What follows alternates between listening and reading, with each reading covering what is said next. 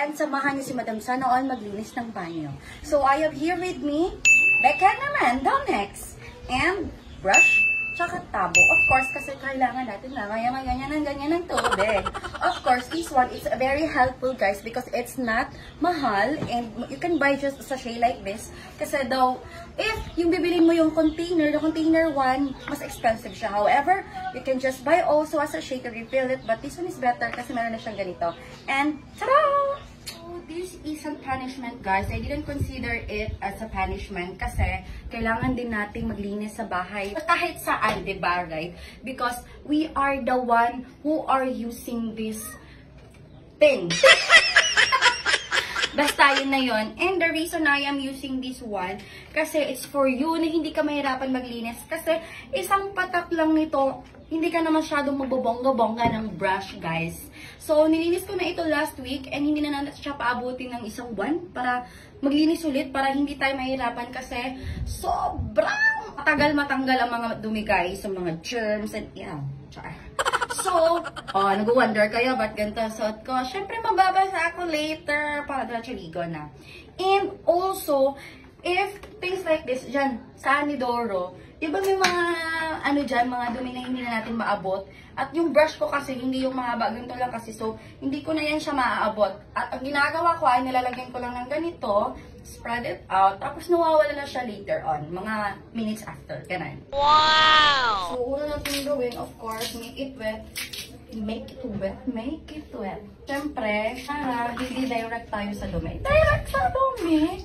Medyo arch din kasi ako, guys, kaya dapat nakabasa talaga yan. And where's the small basin? I need a small basin. Kasi sayang yung Domex. Ayan. Dito sa small basin na to, you just need to put a small amount of water before nyo i-add on itong Domex. Kasi sayang naman kung diretso mauubos lang siya. So, napadami. But it's fine.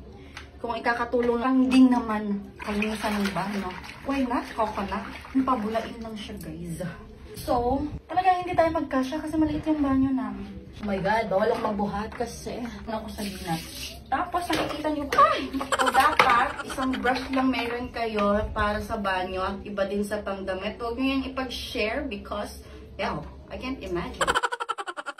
So, ayun na nga, diba last week, sobrang dumi nitong banyo. Dahil nga, sira yung drainage. Like, totally nag-overflow yung water, kaya nilagyan na lang namin ng kahoy para dun kami papatong. Pero hindi ako nag-volunteer ng cleaning na yun kasi hindi ko na talaga kaya. A week after nun, saka pa yung schedule ko hanggang ngayon. And since I'm really having a hard time last time na maglinis dahil sa sobrang dikit ng dumi, sobrang ang hirap niyang tanggalin, kaya minabuti ko na lang na weekly ang paglilinis dito. Si Bobby naglinis dito last time, Diyos ko, nadumihan yung damit niya hanggang ngayon hindi matanggal yung mancha. Kaya minabuti kong iwasan ito kaya ligo diretso. Parang kulang ata sa Domex. Nakawit yung kamay ko. Medyo careful lang kayo nito, guys, ha? Kasi nakakapaso to. Ayan kasi nasobra sa tipid. Mix again. Matasobra ata yung sinasabi kong small amount of water. Nakikita nyo ba to? Look. Change position. Diyos ko, ang hirap kasi masikip. Alam nyo, guys, hindi talaga ako pala household chores. Sinabi ko na yan sa asawa ko, nung magjowa pa lang kami. I told him na, hindi talaga ako gumagawa ng gawaing bahay. And every month, once in a blue moon, as in like once in a blue moon. Sabi niya, hindi problema yan, hindi naman ikaw gagawa sa mga gawaing bahay. Hindi maghahanap tayo ng gagawa sa gawaing bahay. Wow! Yun, tinanggap na niya.